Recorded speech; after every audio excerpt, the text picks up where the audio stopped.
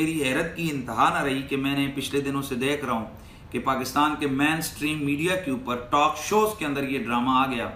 तो इस पर फिर मैंने थोड़ी रिसर्च की और अपने रिसर्चर्स के ज़रिए से कि आया देखा जाए कि आखिर क्या वजह है कि इस ड्रामे के हवाले से इतने सवालात आ रहे हैं।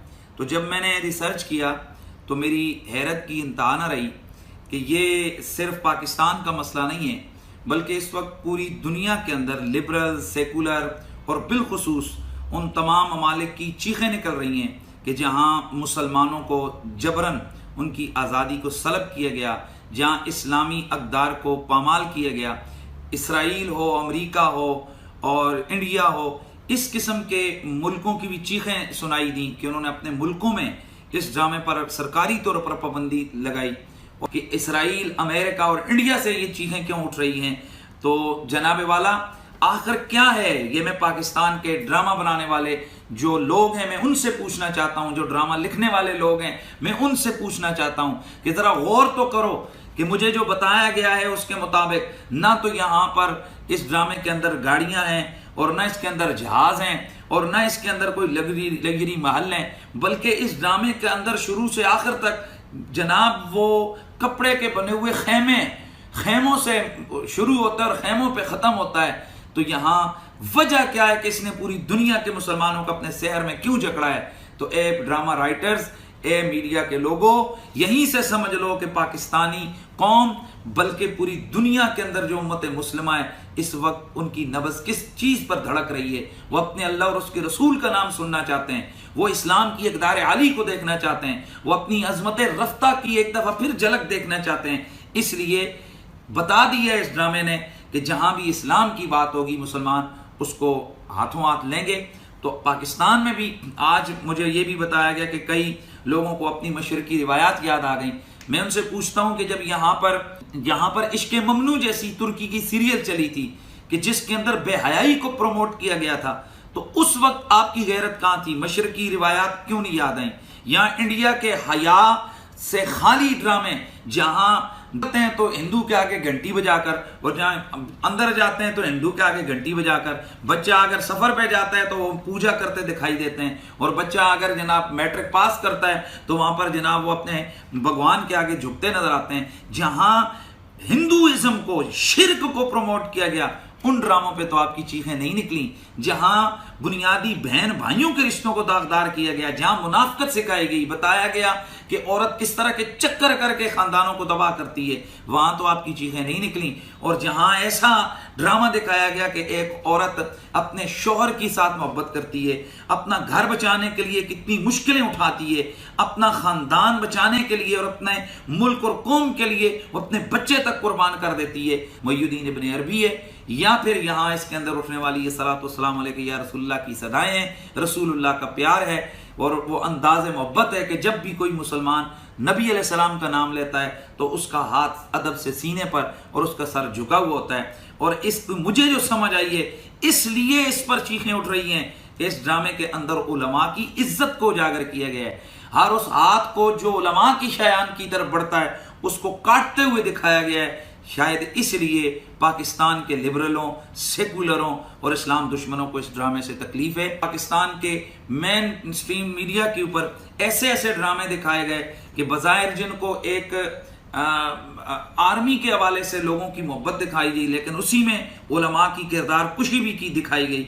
उसी ड्रामे में यह दिखाया गया कि बिल्कुल इस्लाम के खिलाफ, इस्लामी रिवायात के खिलाफ कि कुत्ता घर के अंदर आता है और वो दूल्हा साहब के साथ उनकी गाड़ी में शादी के मौके पर भी होता है और वो दूल्हा साहब मैदान जंग में भी उनको याद करते हैं। तो इस किस्म के ड्रामे हमारा यहाँ कल्चर बना हुआ है। लेकिन हैरत होती है कि उस कल्चर के अंदर जनाब ऐसा ड्रामा आ रहा है कि जहाँ हीरो जो है ना वो अपनी रूह की ताजगी के लिए वो नीम बरन औरतों को रक्स नहीं करवाता, वो यहाँ शराब के जाम लुढ़ाता नजर नहीं आता, बल्कि वो कुरान पढ़ता है। अगर उस पर मुश्किल पड़ती है तो वो 2 रकत नमाज पढ़ के अपने अल्लाह के हुजूर सर पर सुजूद होता है। जहाँ ये कदम कदम पे दिखाया गया कि माँ माँ की दुआएं कितनी ताकतवर होती हैं। कदम कदम पे दिखाया गया कि भाइयों बहनों और कबीले के रिश्ते कितने मुकद्दस और कितने प्यारे होते हैं। कदम कदम पे दिखाया गया कि रियासत और मुल्क का प्यार क्या होता है, इस्लाम की मोहब्बत क्या होती है। और यहाँ ये भी दिखाया गया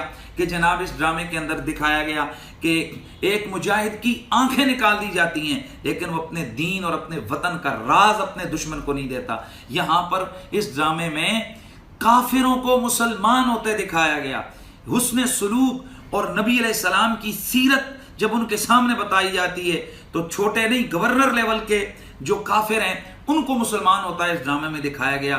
तो जब ये सारी चीजें कि जिसके अंदर जज्बे जिहाद को उजागर किया गया, मुसलमानों की अहद रफ्ता और उनकी जो अजमत रफ्ता है, उस अजमत रफ्ता की बाली उरूज के हवाले से उनको एक आग और एक लहर दी गई, तो ऐसे में यकीनन मैं समझ गया कि ये दर्द क्यों उठ रहा है।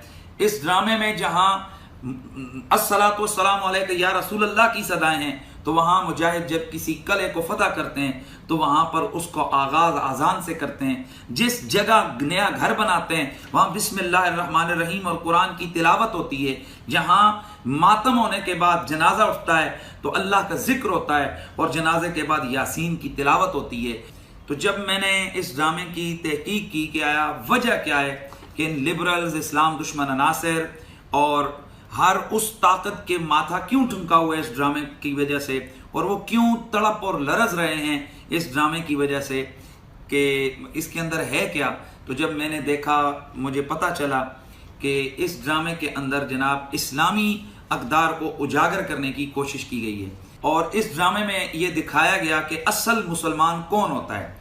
और सबसे बड़ी बात इस पूरे ड्रामे के अंदर जिन लोगों ने मैन मरकजी किरदार हीरो वाला अदा किया या दीगर जो किरदार अदा किए गए, तो उनमें उनको बाशरा कभी जुब्बे में दिखाया गया, कभी इमामे में दिखाया गया, कभी उनकी दाढ़ी है और कभी उनकी ज़ुबान पर बिस्मिल्लाह है, कभी रसूलुल्लाह पर दरूद है, कभी उनकी ज़ुबान पर नात है।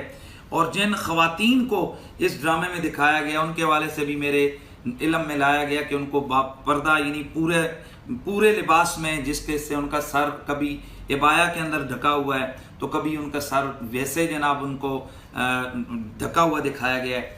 तो जब मुझे ये इस बात का पता चला कि इस ड्रामे के अंदर अल्लाह के दीन की अजमत की बात है और इसके अंदर हर चंद मिनटों के बाद या तो कुरान की कोई आयत कोट की जाती है या यहाँ रसूलुल्लाह की कोई हदीस बयान की जाती है, और हर चंद मिनटों के बाद अगर इस ड्रामे के अंदर हीरो कोई नसीहत कर रहा होता है तो वो दो नबी की हदीसें बयान कर रहा होता है। और तमाम की तमाम रोशनी यहाँ पर दिखाई गई कि रसूलुल्लाह सल्लल्लाहु अलैहि वसल्लम की सीरत तय्यबा से किस तरीके से एक मुसलमान नफ़ा उठा सकता है।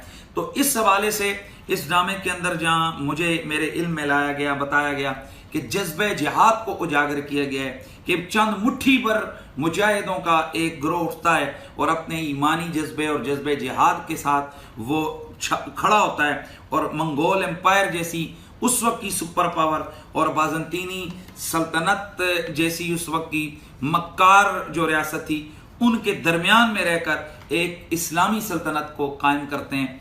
तो ये बेसिकली इस ड्रामे का खिद्दोखाल था। अब आपने दीगर ड्रामे जब उलमा से फतवे लेकर नहीं देखे या तो इस ड्रामे के हवाले से भी ये फतवे बाजियाँ ये अच्छा और मुनासिब अमल नहीं है। बहरहाल हर वो ड्रामा और हर वो वीडियो और हर वो चीज़ जिसमें गैर शरई इस्लामी अक़दार के ख़िलाफ़ चीज़ें और बेहयाई की चीज़ें दिखाई जाएँ, ज़ाहिर है वो शरई तौर पर नाजायज़ है। और अगर नात रसूलुल्लाह की अज़मत जज्बे जिहाद के हवाले से अगर कोई चीज़ें ऐसी हैं, कोई ड्रामा कोई चीज़ ऐसी है, कोई वीडियो ऐसी है कि जो जज्बे जिहाद या रसूलुल्लाह की इज़्ज़त और अज़मत मुसलमानों के अंदर एक जज्बे जिहाद की रूह को फूंकने वाली है, तो उसके अदम जवाज़ पर फतवा देने की कोई सूरत नहीं है। वस्सलामु अलैकुम